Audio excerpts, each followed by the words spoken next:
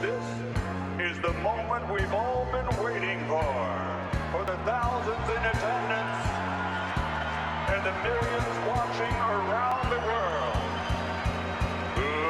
Let's get ready to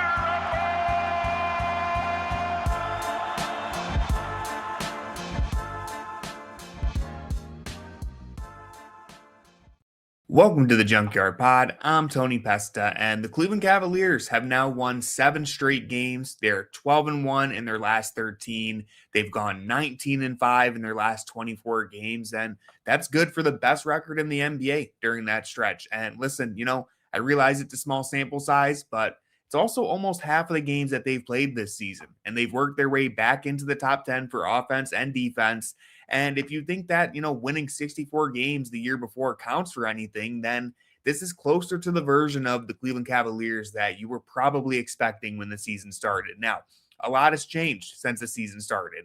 And the Cavs, I think it's really impressive that they've managed to thread the needle and somehow become an even better team, considering all the changes and trades that they've made at the deadline. And listen, I mentioned their record over the last 25 games. Obviously, that only includes a fraction of the time that James Harden has been here, right? But not only did they manage to turn their season around starting in January, but they've added more talent to the roster on top of that and found a way to make it all blend seamlessly, right? Like the new talent has only made this team better. They haven't hit any speed bumps so far. There haven't been any growing pains. And I understand that beating up on, the Brooklyn Nets is one thing, but coming into this matchup against the Hornets, you might not feel like this is an impressive win, and I'm not going to overstate how good the Hornets are or anything like that. They're still below 500, but the Hornets have been playing good basketball recently, and they gave us a genuine challenge tonight. I think this was a very solid win on the road against a decent opponent. Like I said, I'm not going to get carried away, but the Hornets have been playing good basketball. They were down a couple key players tonight, but getting into this specific game, we got to start with Jarrett Allen because this dude has been a beast for the last month now. At this point, if you've been watching the Cavs, you've seen him. He's been more aggressive than we've ever seen before. He had another 26 points and 14 rebounds tonight. This is Allen's 6th double-double in his last 7 games. He just barely missed a double-double against the Washington Wizards where he had 9 rebounds in a blowout win. Allen's been doing everything.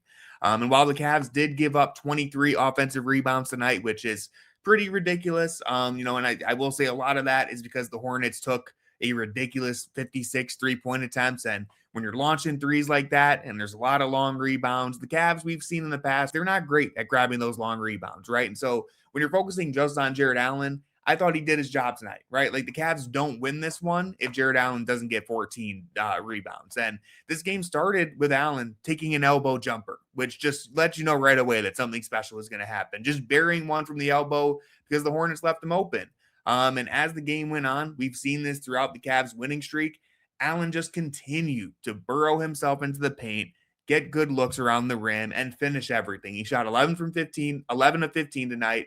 And like I said earlier, this is the most aggressive that we've seen Jarrett Allen. He's being rewarded for his aggression by James Harden, who is just force feeding him opportunities. But it's more than just James Harden being on the roster, right? Like Allen has been looking this way even in the games before Harden was acquired by the Cavs here. Every single time Allen gets the ball right now, he's looking to make something happen. And then when you add James Harden force feeding him, it's made all the difference, right? We're seeing awesome performances from Jarrett Allen on a nightly basis. And to transition and talk about Harden, again, Harden had 8 assists tonight. He's been dishing the ball like crazy since coming to the Cavs. I don't believe he's had a game under 7 assists since joining. I plan on doing a full breakdown of Harden's playmaking soon, so I'm not going to go too in-depth on that in this video, but it's the pace that he plays with. He's always under control. He's never sped up by the defense. Harden is able to get this Cavs offense consistently into advantages, and he must feel like he's in a playground right now with all the weapons he has around him, whether it's Sam Merrill, who got back on track with a couple of threes tonight, Dean Wade, who hasn't missed a shot since returning from the All-Star break. James Harden's doing a great job of finding all of them, right? Donovan Mitchell, his co-star, scored 32 points tonight. That's his 100th game of 30-plus points in a Cavalier uniform, which also feels pretty crazy, right? Like it's hard to believe that Donovan Mitchell has already been here for 4 seasons and has played enough games to where he would hit his 100th game of 30-plus points. For comparison, Kyrie Irving only played 6 years in Cleveland. So if Donnie stays here just a little bit longer, I mean, he's going to be all over the history books for this franchise, right? He's going to have a whole bunch of records. He's already made such an impact in these 4 seasons alone. And I can't say it enough. I say it all the time, but you can't take this guy for granted. 4 years in this city, putting on an absolute show, making us real contenders. In this game, he took over in the second half. He started kind of slow, went 4-15 in the first 3 quarters, and then he just turns it up and gets you across the finish line. Once he gets going, it's, spin moves, these acrobatic finishes in the rim, at the rim, hitting 3-point shots, just filling it up from every single spot. And he's a truly special leader for this team, and we've seen what I would say, and most people would probably agree, the best year of Donovan Mitchell's career, and he just keeps getting better. Now, the last thing from this game that I want to talk about very quickly is this Cavs bench is really making me happy, man. They've stumbled upon a unit that is just so gritty and so tough. Like when you think about Naquan Tomlin, Keon Ellis, Dennis Schroeder, and Jalen Tyson, that's a super aggressive, physical, and just tough group that the Cavs haven't been known for any of those attributes in the past, right? Like physical toughness isn't something that this Cavs team has been known for. But when you look at those 4 dudes coming off the bench, all of them are scrappy as hell, right? And they made a big difference tonight, getting into the Hornets, roughing them up, coming up with steals and deflections, just making things happen. And Schroeder and Ellis themselves combined for 5 steals between the two of them. Ellis has just been causing mayhem every time he gets on the court, whether it's blocking shots or deflecting passes. He just flies into the passing lanes and comes out of nowhere for some of these steals.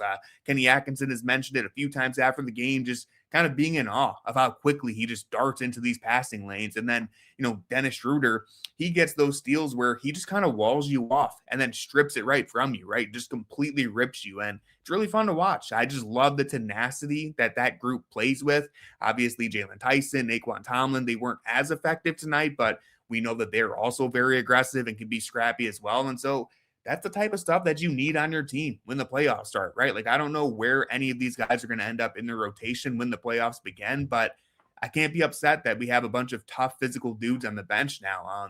So anyways, like I said, that's 7 straight wins for the Cavs. They have a game coming up against the Thunder on Sunday, which unfortunately probably won't be as exciting as we were hoping because a couple key guys are injured for the Thunder. But either way, we'll be doing some post-game coverage for that one too. So thank you for watching this video. Please subscribe, drop a like, and leave me a comment. And as always, go Cavs.